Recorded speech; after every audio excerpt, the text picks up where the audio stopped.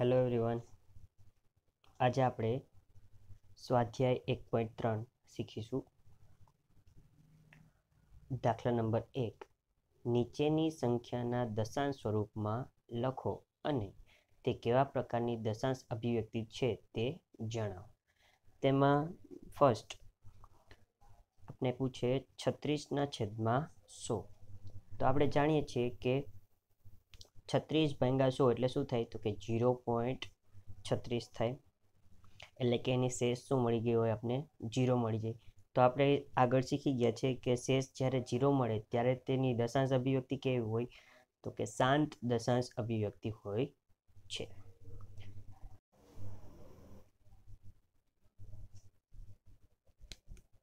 દાખલા નંબર 2, 1/11.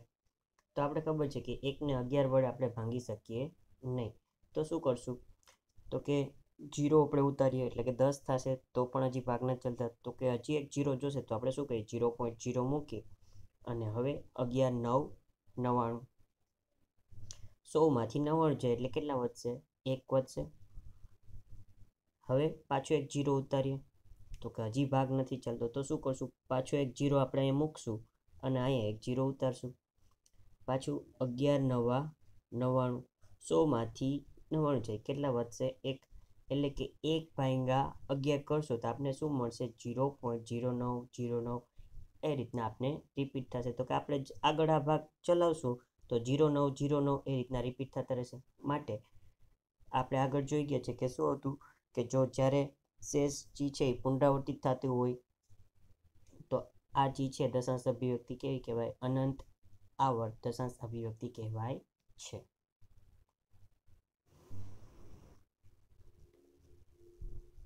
ત્રીજો દાખલો આપણે અત્યારે અહીંયા મિશ્ર સંખ્યા આપી છે તો એને આપણે ચેન્જ કરી નાખીએ. તો કે શું થશે? 8 4 32 ને 32 વત્તા 1 એટલે કેટલા થશે? 33. એટલે કે 33/8. તો આપણે શું કરવાનું થશે? તો કે 33/8 કરવાનું છે. તો આપણે ભાગાકાર કરીએ. 33/8 એટલે શું થશે? તો કે 8 4 32. બાદબાકી કરીએ. 33માંથી 32 જાય એટલે કેટલા વધશે? 1 વધશે.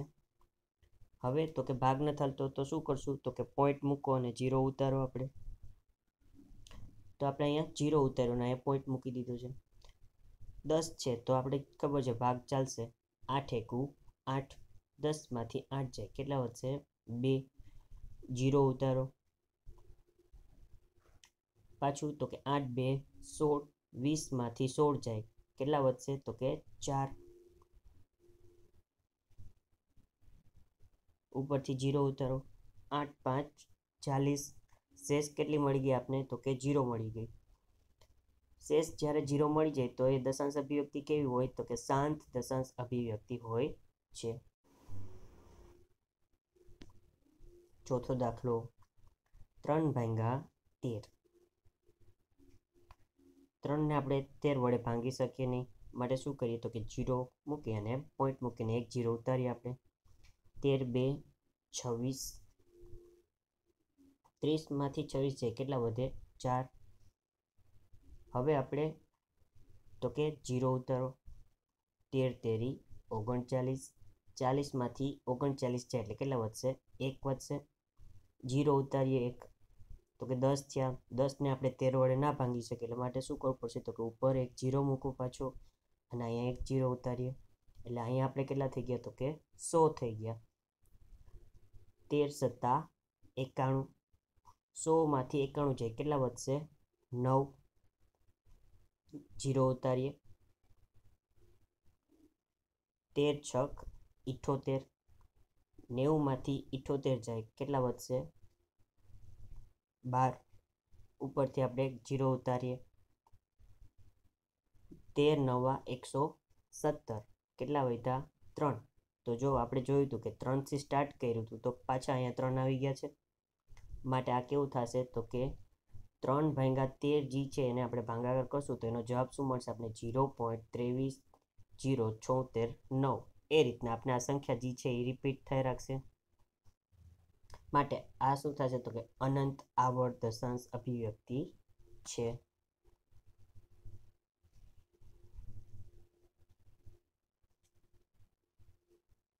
પાંચમો દાખલો 2/11.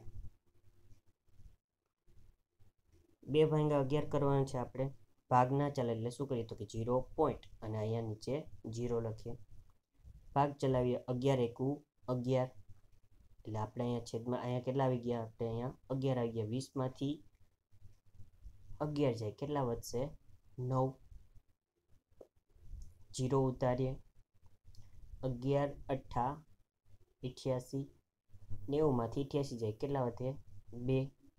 તો જો આપણે જોઈએ કે અહીંયા 2 આવી ગયા એટલે હવે આ જે વસ્તુ છે એ શું થશે તો કે રિપીટ જ થઈ રાખશે. તો પણ આપણે 1-2 સ્ટેપ કરવાના આમાં આગળ. 0 ઉતારીએ આપણે અહીંયા એટલે શું થશે તો કે 11 એકુ 11 કેટલા વધ્યા? 9. પાછો 0 ઉતારશું. 11 8 88 એટલે 2. આમ 2/11 એટલે શું થશે તો કે 0.18 એ રિપીટ થતું જ જશે. માટે અનંત આવર્ત દશાંશ અભિવ્યક્તિ છે.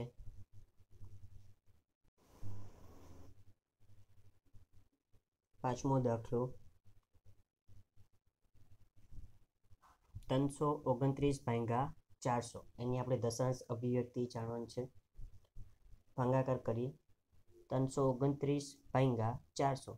સૌપ્રથમ તો ભાગ નથી ચાલતો તો શું કરશું? 0 પોઈન્ટ અને 1 0 ઉતારીએ.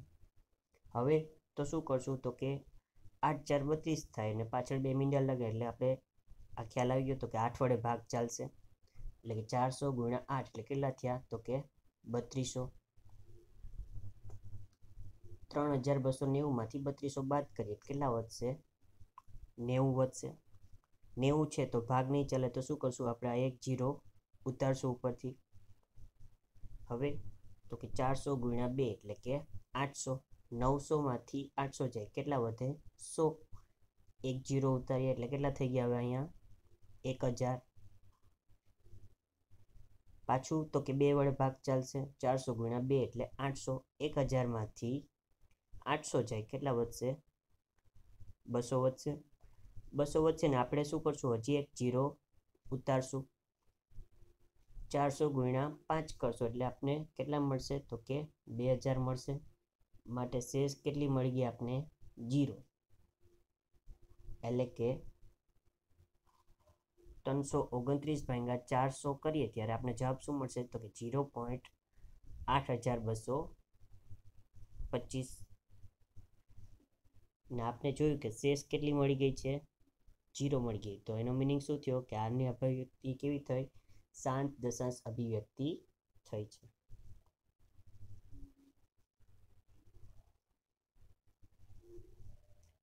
દશાંશ અભિવ્યક્તિ કરવા માટે સિમ્પલ વસ્તુ કે જે સંખ્યા આપી છે એને આપણે ભાગાકાર કરી નાખવાનું. જો આપણે અહીંયા ભાગફળમાં રિપીટ થતું મળતું હોય તો એ કેવું થશે? અનંત આવર્ત દશાંશ અભિવ્યક્તિને. જો શેષ 0 મળી જાય અને અહીંયા રિપીટ ન મળે તો એ કેવું મળશે? શાંત દશાંશ અભિવ્યક્તિ મળશે.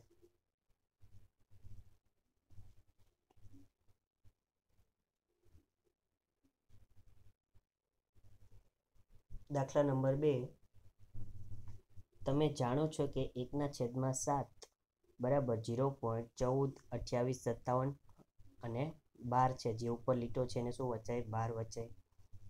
શું તમને ખરેખર ભાગાકારની લાંબી પ્રક્રિયા વગર 2/7 3/7 4/7 5/7 6/7 ની દશાંશ અભિવ્યક્તિ શું મેળવી શકાય તેનું અનુમાન કરી શકશો? જો હા તો કેવી રીતના? તો આપણે એનો જવાબ જોઈએ. તો આપણે આપી દીધું છે કે 1/7 જે છે એ શું છે તો કે 0.142857 12 છે. ને એ આપણે ખબર છે કે આ જે રિપીટ થાય છે તો એ કેવી હશે એની દશાંશ અભિવ્યક્તિ? તો કે અનંત આવર્ત દશાંશ અભિવ્યક્તિ હશે. તો હવે આપણે શું કરશું તો કે 2/7 જે છે તો એને આપણે આ રીતના લખી શકાય 2 × 1/7.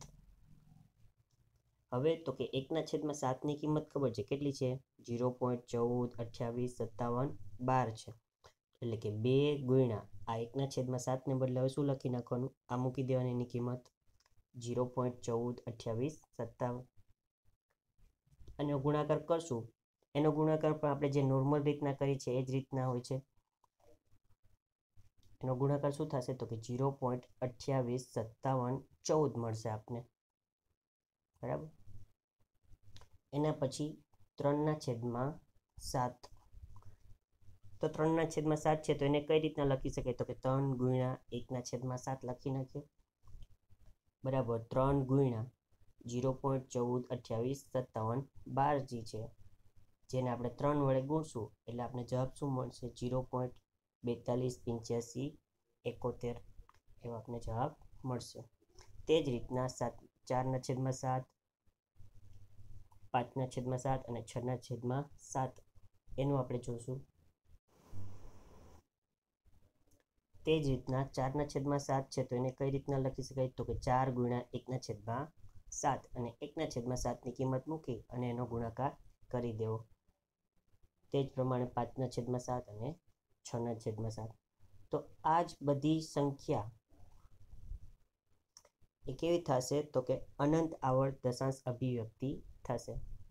બરાબર. કેમ શું કામ તો કે એમાંય 12 આપણે આવે જ છે અને આ બધી સંખ્યા જે છે એમાં જોયું કે એમાં બધી વસ્તુ રિપીટ થાય જ છે. એટલે આના ઉપરથી આપણે અંદાજ મારી શકીએ કે જો અનંત આવર્ત દશાંશ અભિવ્યક્તિ હોય તો તે બીજી એને આપણે કોઈ પણ સંખ્યા વડે ગુણવામાં આવે તો એ બધી સંખ્યા જે મળશે તે કેવી મળશે તો કે અનંત આવર્ત દશાંશ અભિવ્યક્તિ મળશે. ત્રીજો, પી પૂર્ણાંક હોય અને ક્યુ શૂન્યતર પૂર્ણાંક હોય તેવા પીના ક્યુ સ્વરૂપમાં નીચેની સંખ્યાને દર્શાવો. જોઈએ. ચાલો, પહેલું એમાં આપ્યું છે 0.6 અને 6 ઉપર 12 આપ્યો છે, એટલે કે 6 જે છે એ શું થાય છે રિપીટ થાય છે. સૌ પ્રથમ પેલું શું કરવાનું તો કે જે સંખ્યા આપણે આપી છે ધારી લેવાનું. ધારો કે x બરાબર 0.666 જે છે રિપીટ થાય છે એટલે આપણે ધારી લીધું. હવે તો કે એક જ અંક રિપીટ થાય છે ને અહીં ખાલી 6, તો શું કરવાનું કેના વડે ગુણવાના આપણે 10 વડે જ ગુણવાના. તો બે બાજુ આપણે 10 ગુણશું એટલે કે 10 ગુણ્યા x બરાબર 0.666 એને ગુણ્યા 10. એટલે આ શું થઈ ગયું તો કે 10 ગુણ્યા x એટલે કે 10x અને આને આપણે 10 ગુણશું એટલે આ પોઈન્ટ જે છે શું થશે એક સ્ટેપ આગળ વધી જશે એટલે કે 6.666 મળી ગયું આપણે. આ જે સ્ટેપ આવી જાય પછી શું કરવાનું તો કે આના બે ભાગ પાડી દેવાના. એ બે ભાગ કઈ રીતના તો કે આમાંથી જે આપણે ધારેલ સંખ્યા હોય એ બાદ કરવાના. એટલે કે 6.666 જે છે એમાંથી 0.666 બાદ કરીએ એટલે કેટલા મળે આપણે તો કે 6 માં 6 જાય એટલે 0. આ પણ 0 થશે, આ પણ 0 થશે અને 6 માંથી 0 ગયા એટલે કેટલા વધ્યા 6. એટલે કે એક ભાગ શું મળ્યો આપણે આ જે છે 6 જે છે એ, એટલે કે 6 વત્તા અને બીજો ભાગ કયો હશે જે ધારેલ છે તે એટલે કે 0.666 10x વત્તા 6 વત્તા x. આ x જે છે એને હંમેશા શું કરવાનું બીજી બાજુ લઈ જવાનું. 10x માઇનસ x બરાબર 6 એટલે કેટલા થયા 9x બરાબર 6. x બરાબર 6/9. 6/9 એ આપણે છેદ ઉડે છે તો શું ઉડશે તો કે 2/3 વધશે. 3 2 6 અને 3 3 9, 3 3 કેન્સલ થઈ જશે.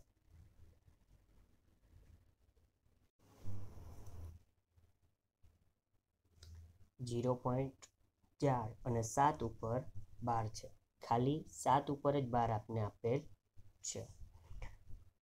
તો શું રિપીટ થઈ જાય ચેક કરીએ. ધારો કે x બરાબર 0.4 પછી 7 7 7 7 છે એ આપણે ધારી લીધું.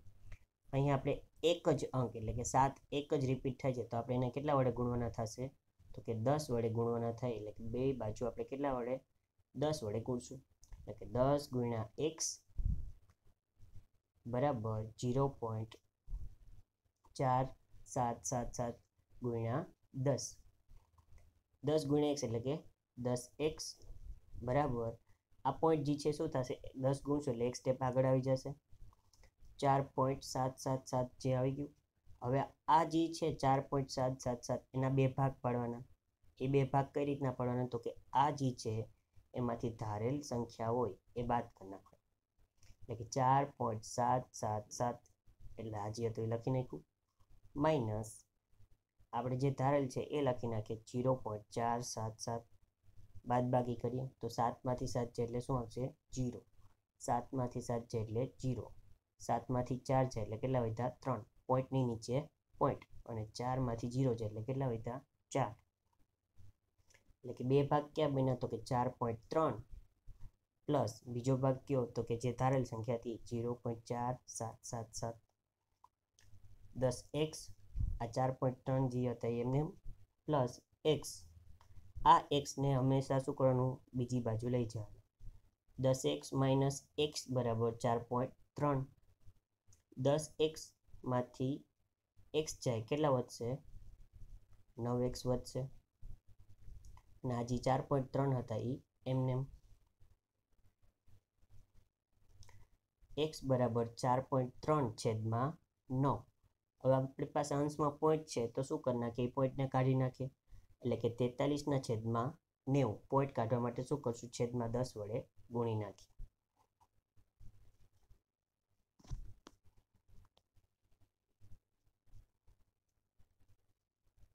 ત્રીજો દાખલો 0.001 અને 12.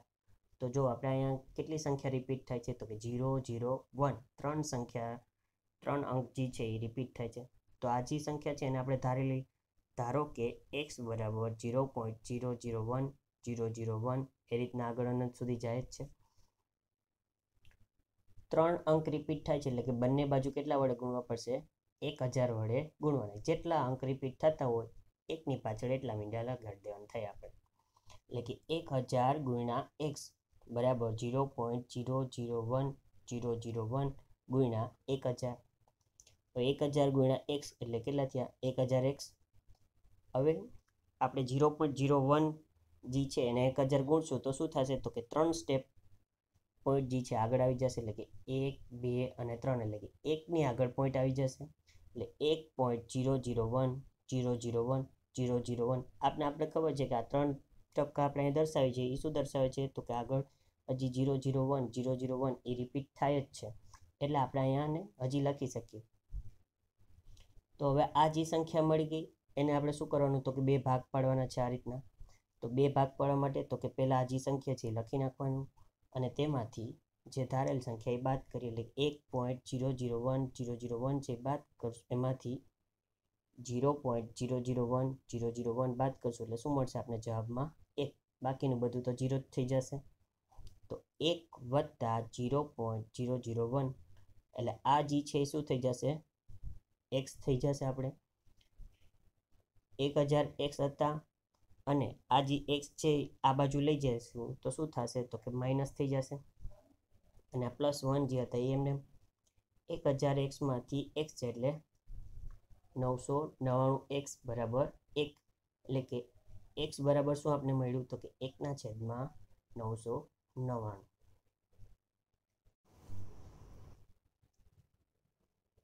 દાખલા નંબર 4, 0.999 ને પીના છેદના ક્યુ સ્વરૂપમાં દર્શાવો. શું તમને તમારા આ ઉત્તરથી આશ્ચર્ય થાય છે?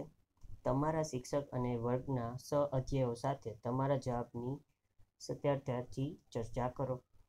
તો આપણે જોવાનું છે કે 0.999 જે છે એને શું કરવાનું છે, પીના છેદના ક્યુ સ્વરૂપમાં આપણે લખવાનું છે, ચેક કરવું છે. તો સૌપ્રથમ ધારી લેવાનું, ધારો કે x બરાબર 0.999 ધારી લીધું. હવે તો કે આપણે ખબર છે કે એક જ અંક રિપીટ થાય છે 9, એટલે કે બંને બાજુ કેટલા વડે ગુણવાના થશે 10 વડે ગુણવાનું થશે,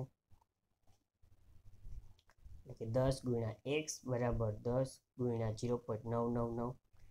10 ગુણશું એટલે આપણે પોઈન્ટ જે છે શું થશે એક સ્ટેપ આગળ આવી જશે, એટલે કે 10 ગુણ્યા x બરાબર 10x, અને આ જે 10 અહીં ગુણશે એટલે 9.999. હવે આના બે ભાગ પાડીએ, 9.999 માંથી આપણે જે ધારેલું હતું તે બાદ કરી નાખીએ 0.999, એટલે આ એટલો ભાગ તો 0, પોઈન્ટની જગ્યાએ પોઈન્ટ, 9 માંથી 0 છે એટલે કેટલા વધ્યા 9, એટલે કે ક્યાં બે ભાગ પડ્યા તો કે 9 પ્લસ 0.999 10x, અને આ જે છે એ શું થઈ ગયું એક્સ બની જશે.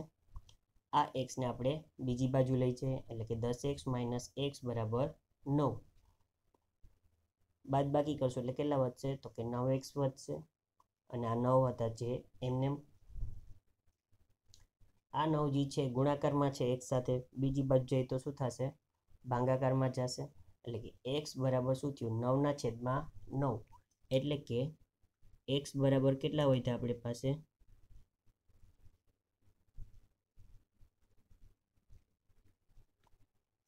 x બરાબર આપણે 9/9 એટલે કે 1 મળે છે. તો આપણે જોયું કે બધી સંખ્યા જે હતી એમાં શું થતું?